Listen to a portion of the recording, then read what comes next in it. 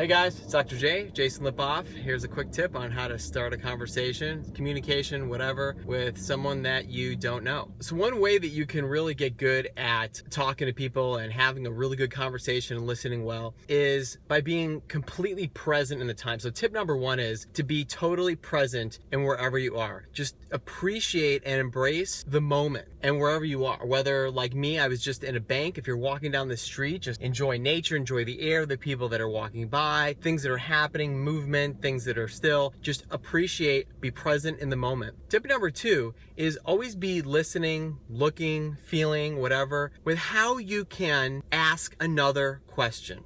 This is what I mean by that. If someone's talking, instead of me in my mind thinking of how I'm going to respond, because then what ends up happening is you end up closing yourself off to whatever they're saying if you've already formed in your mind what you want to say next. But if your main goal is to find something to ask a question about, then you are so present and listening to what they're saying. So for instance, I walked up to this woman named Melanie, super nice lady at the bank teller, and she was on the phone with somebody, and she was kind of getting a little bit annoyed, so she was waiting to hang up the phone so she could help me, and she couldn't reach it, and then she's just like, the heck with it. And so immediately I knew how I would start the conversation. I'm like, I would have just thrown that phone down. Sometimes you just got to 9 to 5 it like Dolly Parton and just throw that down, right? And she just kind of started laughing, and she's like, well, if I could walk, I would get over that. I would go over and hang up the phone. And so then again, because I'm not looking to speak again,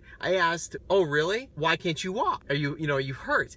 And that got into a conversation of her knee, how she hurt her knee. She doesn't quite know how, and the inside part of her knee was has just been aching, and that led into me asking if she'd like me. So instead of me telling her, I asked her, I said, well, would you like me to give you a tip or two that's helped me when my knee is sore? So then I started telling her how I'll do walks every hour, and when I walk, I pay attention to every step, spreading my toes. Also, when I'm breathing as I'm doing it, I'm taking slow deep breaths to oxygenate my body head to toe. And she was really appreciative of that. And that led into a conversation of, we talked for literally like 20 minutes because there was nobody else there. And it led into a conversation of talking about Magic Morning, the amazing bakery that's close by. And she said there's one that's even better in Odin, that's by a butcher, and it's a little donut shop in a place that's half the size of Magic Morning, but these donuts are like these little, like the donut holes, except they're jelly filled. And then we started talking about her soda habit, her Pepsi habit,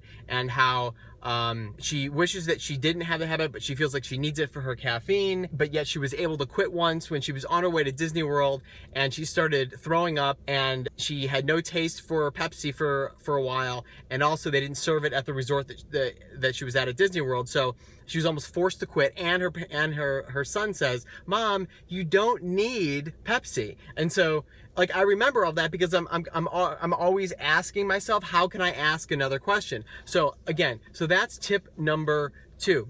Tip number three is gaze. Make sure that you're looking at people in the eye. I know that sometimes it's a little bit disconcerting that some people don't really. I understand that people get nervous, and so they don't always want to look people in the eye. I know people that they go through whole conversations where they're just kind of looking off to the right. I mean, you don't want to be creepy, like, I'm undressing you with my eyes. Don't you move, because my gaze is stripping you down. You don't want to do that, because that freaks people out, and then you're going to be nowhere. You just want to be comfortable, and when they're talking, be really engaged with them. And if you do find yourself getting a little uncomfortable, then ease off a little bit. That's totally okay. But it does take practice. There's just some quick little tips on how to improve your communication skills, and people then trust you because you're actually getting into a conversation where it's back and forth. It's not you teaching, them teaching. It's literally just embracing the moment, learning something new about somebody that you didn't know before, because everybody has the stuff that I learned from Melanie at Chase Bank. I would have never known that if I would have just made my deposit and left and said thank you.